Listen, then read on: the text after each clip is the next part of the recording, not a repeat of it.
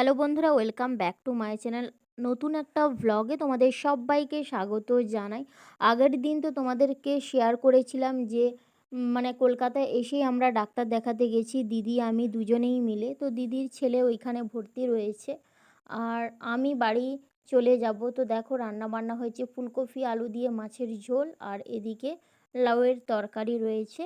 তো এই রান্না ঋদ্ধিসের জন্য প্রত্যেক দিনের মতন ওর যে সেদ্ধ একটা ঝোল থাকে সেইটা হয়েছে মাছ দিয়ে। তো এই রান্না বান্না তো এইটা খেয়ে দেখো বেরিয়ে পড়েছি বাড়ি যাওয়ার উদ্দেশ্যে।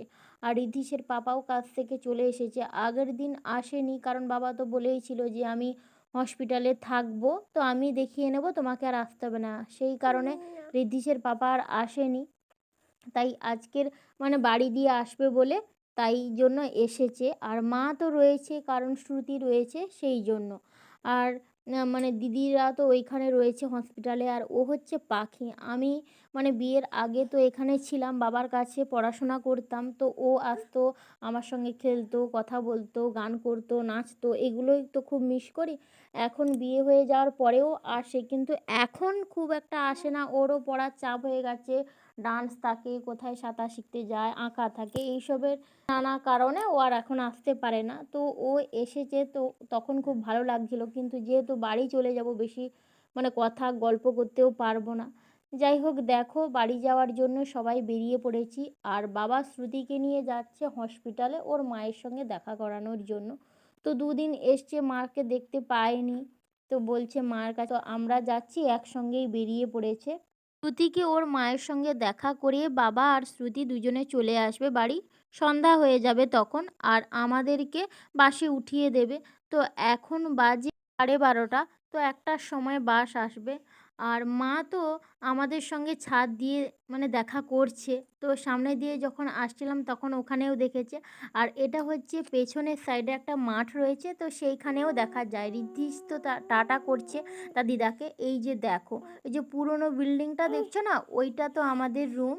তো ওইখান থেকে মা আমাদেরকে দেখছে যাওয়ার পথে। মাও একা আছে, বাড়ি চলে যাচ্ছি। তো বলল 2 দিন পরে সম্ভবত সুমনকে ছেড়ে দেবে, তখন মা আর ওরা একসঙ্গেই বাড়ি চলে যাবে। তো দেখো তোমাদের সঙ্গে কথা বলতে বলতে বাসে উঠে পড়েছি। আর এখান থেকে বাড়ি যেতে প্রায় 4 ঘন্টা 5 ঘন্টা মতন সময় লাগে, যদি বাসটা ভালো মতন যায় 4 ঘন্টায় মোটামুটি বাড়ি পৌঁছে যাব। না হলে অনেক সময় 4.5 ঘন্টা মতনও লেগে যায়। তো দেখো সবে রওনা হলাম। তো বাড়ি যেতে তো অনেকটাই সন্ধ্যা হয়ে যাবে। তো আবার সেখান থেকে মায়ের বাড়িতে যাব, সেখানে কিছু জিনিসপত্র রেখে দিয়ে ওইখান থেকে যেহেতু মাকে নিয়ে মানে কলকাতায় গিয়েছিলাম, তো মায়ের বাড়িতেও কিছু জিনিসপত্র রয়েছে, নিয়ে একেবারে বাড়ি চলে যাব। কারণ মানে বড়বাবুও সাথে রয়েছে, তাহলে বাড়ি নিয়ে যেতে সব কিছুটাই সুবিধা হবে সেই জন্য। তো আমি বলেছিলাম মানে ঋদ্ধিসের বাবাকে যে আমাকে একাই মানে বাসে তুলে দাও, যেহেতু থ্রু বাস এখান থেকে একদম আমাদের বাড়ির কাছে যে স্ট্যান্ড রয়েছে সেইখানে না থামিয়ে দেবে।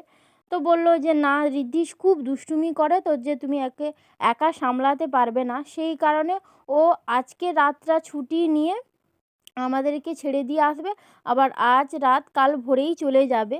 তো অনেকটাও জার্নি হয়ে যাবে, ওর পক্ষে কিছু করার নেই। যাই হোক, দেখো তোমাদের সঙ্গে কথা বলতে বলতে অনেকটা রাস্তা মানে পেরিয়ে চলে এলাম। আর খিদেও পেয়েছে, কারণ সকাল 10:30 নাগাদ খেয়েছিলাম, আর কিছু তেমন খাইনি। ওই চিপস কুরকুরে এটা সেটা একটু খেয়েছিলাম, সেরকম আর কিছু খাইনি।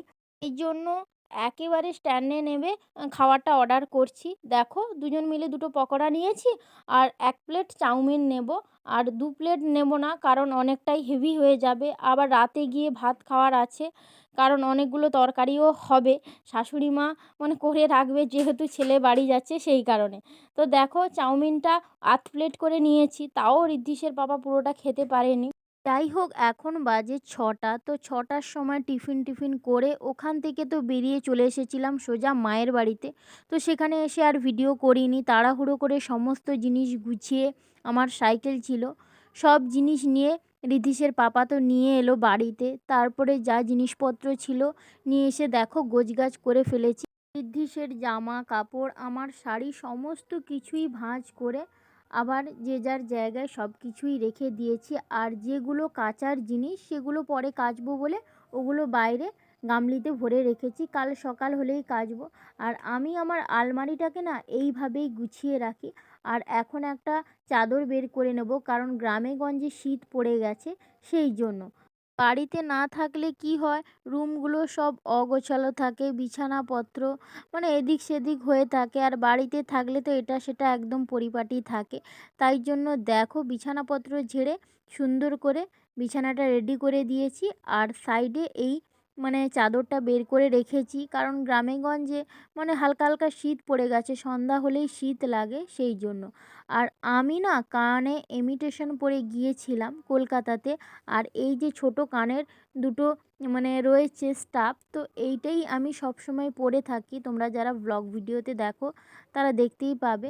তো এই দুটো পরবো বলে আবার বের করেছি। আর আজকের ভিডিওটা আর বেশি বড় করছি না, এখানেই মানে শেষ করছি। আর কানের দুটো কেমন লাগলো অবশ্যই জানিও। যাই হোক, অন্য আবার একটা ভিডিওতে তোমাদের সঙ্গে দেখা হবে। সব্বাইকে টাটা।